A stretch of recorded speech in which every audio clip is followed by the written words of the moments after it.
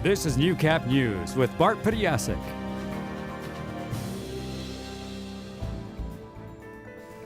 Good evening. North Battleford RCMP are looking for a suspect wanted in connection with a sexual assault over the weekend. Police say a woman was attacked by a male suspect as she was entering her home on Gregory Drive. Now, it's alleged she was physically assaulted and threatened with a knife. The victim was able to activate an alarm which frightened the suspect away. The suspect is described as a young Caucasian male with long dyed blonde hair, wearing a black toque, a long coat with dark clothing, and multiple silver hoop-style earrings. Now, if you have any information on this case, you're asked to call North Battleford RCMP at 306-446-1720 or CRIMESTOPPERS. Meanwhile, North Battleford RCMP were investigating a sudden death this weekend. Police say they responded to a call on Saturday around 7:30 in the morning of a 63-year-old unconscious man found outside of his home in the Kildare area. Now, he was taken to hospital where he was later pronounced deceased. His name is not being released at this time, and foul play is not expected. Well, thousands of people gathered in Edmonton this past week to hear and tell stories about residential school abuse in Canada. And a few students from Lloydminster Comprehensive High School got the chance to participate in some of the sessions. Annika Notveit caught up with the students today and has more. Being First Nation and going there and learning more about my culture was very good. And I even went there and I got very emotional, and I think that's what made my experience a lot better. Jaida's great aunt attended a residential school, so the concept isn't foreign to her. But she says hearing other people's stories made it even more impactful. It was honestly the best.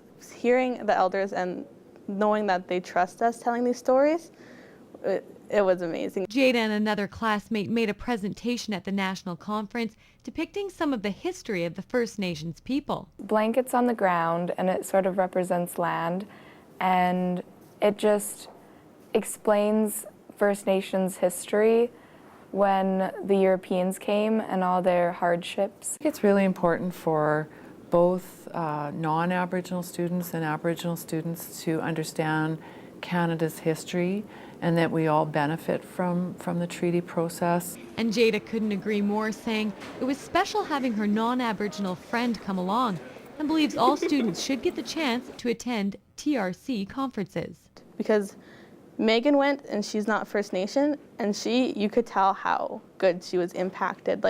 She's a totally different person and she understands things better. So I think if the school gave other children a chance to go to these conferences, they'll understand more and it'll be better. The Truth and Reconciliation Commission wrapped up in Edmonton on the weekend. Annika Notveit, Newcap News. Cold Lake had a special visit on Friday from Canada's Governor General. Now, he was touring Fort Wing during a visit to Alberta and made a stop at Art Smith Aviation Academy to speak with the kids. Fraser Snowden reports. My grandchildren call me Grandpa Book. Now, why do you think they call me Grandpa Book? Governor General David Johnston kept it informal while visiting the kids. After going there and speaking with them, he could tell there was something special about the academy. You only have to be there for 2 or 3 minutes to say there's a very special chemistry. So many indicators of it. One, the fact that things were so well organized. Two, the spirit of joy and excitement and positivism that you see in the teachers and the students. They go over here and they say, there's a dinosaur.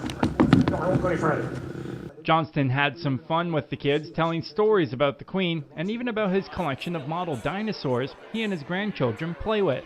Probably about the dinosaurs in the greenhouse and stuff like that. Yeah, that was hilarious to me. I just loved it because this is a once-in-a-lifetime opportunity. Not a lot of schools get to do it at all. He visited the school after a parent heard he was on base and suggested he come and see the students. This is absolutely the most amazing thing that has happened in the history of the school and in my life, to have the Governor General in the building and to be able to escort him. His Excellency says while touring Fort Wing, he was impressed with the advancement of the base.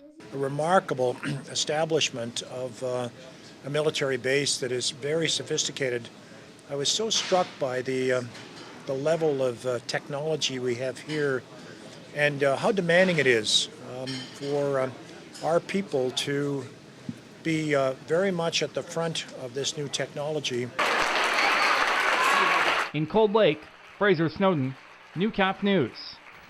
With 2 months to go until the annual Relay for Life event, the Canadian Cancer Society has begun its fundraising efforts. Now, starting today, a unique fundraising campaign is back in the border city. My grandfather was one who was affected by cancer, and from there, that's kind of where I got my drive to help out in the community. Donations are put into a toilet as a person tries to flush cancer away.